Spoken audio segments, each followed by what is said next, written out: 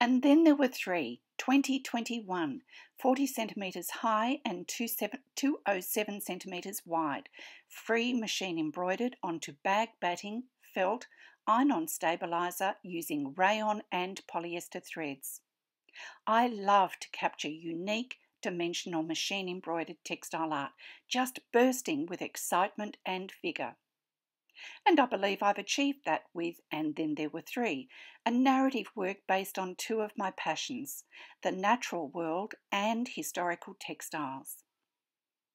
Tapping into your passions, things you really, really love, usually pays design dividends, because when you put your heart and soul into it, it shows.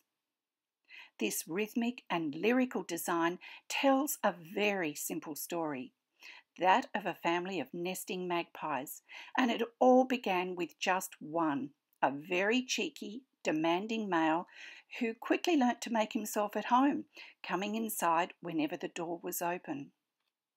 We often saw him fly off in the same direction, to a tree not too far away, but it wasn't until he started to bring his mate that we twigged they may have had a nest and probably a chick.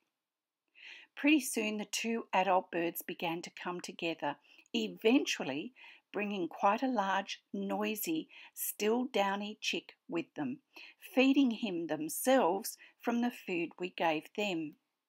It was delightful to see this family unit, anything from once to 5 times a day. And for a country girl living in a highly urbanised area, this was pretty special.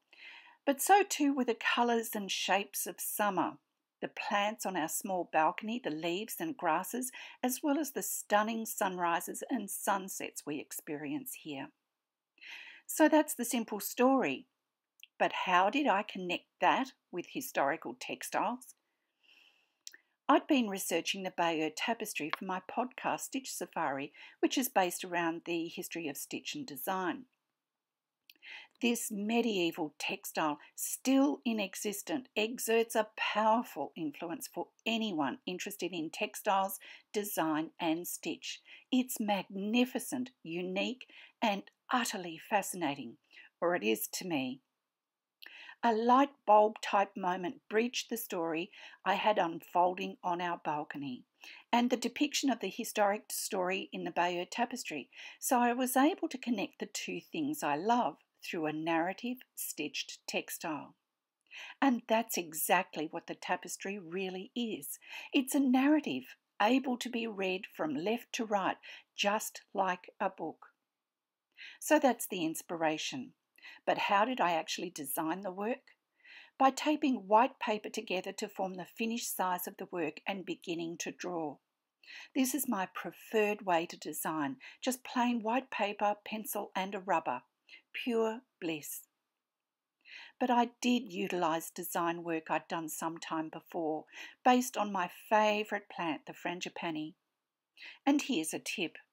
It's really, really worthwhile to just create drawings or designs for no purpose, simply for the need to create, keeping them for future reference. And that's exactly what I drew on here. Ideas I'd put down on paper and never used. But I did now, and in a big way. I'm always talking about scale, but it's crucial. So while my original design was quite small, about 40 by 40 centimetres, my finished design was just over 2 metres long and 40 centimetres high. That meant the elements I used from the original design had to be scaled up big time. Which is why a rub is essential. I draw and rub out until I'm happy with a line or a shape. And I try to work with a long, free-flowing motion, giving a softness and rhythm to the design. And this format offers the perfect opportunity for a narrative composition where I've used gently abstracted frangipani leaves, flowers and buds as part of the background to tell the story of the birds. The story was embroidered a little. I began with the male bird peeping out from behind the frangipani leaf. He was never that timid. Then showed him courting the female, which of course we never saw. finally showing us his entire family at the end of the work, which he did. From the beginning, I knew I wanted to add major pattern and vibrancy to create a real sense of dynamism and flow across the work. There's also a feeling of balance radiating from either side of the central section, with elements repeated, yet drawn, patterned, and coloured differently. And from my original design work came the black and white decorative elements to add contrast and interest. Free machine embroidery was used to create the work using two 40-weight rayon or polyester threads through the needle, with a value or colour in the bobbin to match the top. A top stitch 90 needle and a number 15 foot were used on my Benina 720 machine. Tension was around 2 to 3 depending on the colour and brand of thread used. Pressure was at 10 and I cut all threads as I work to avoid a tangled mess. The border was designed to contain yet complement the central frieze by simply working with the same colours, emulating the Bayeux tapestry where a very detailed border helps inform and portray the story of the Battle of Hastings.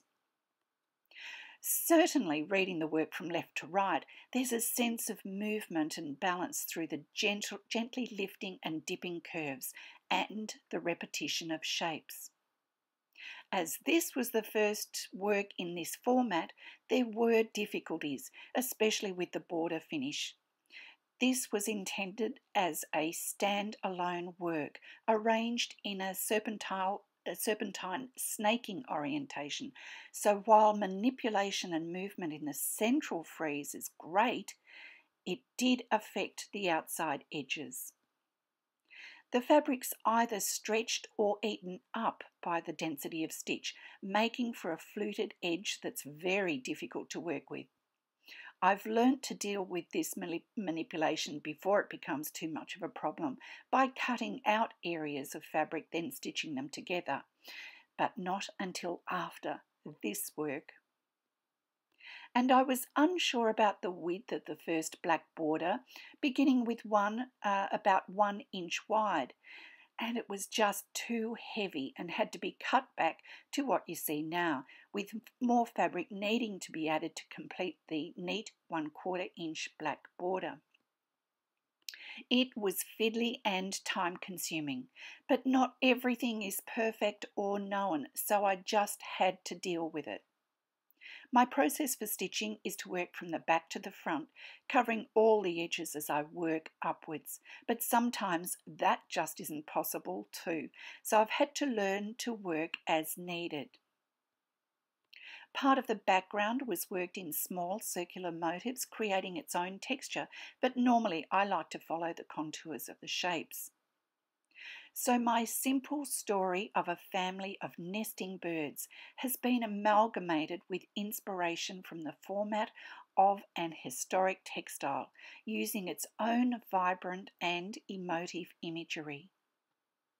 900 odd years and a world apart, historic textiles have a lot to offer still and are well worth researching for contemporary inspiration.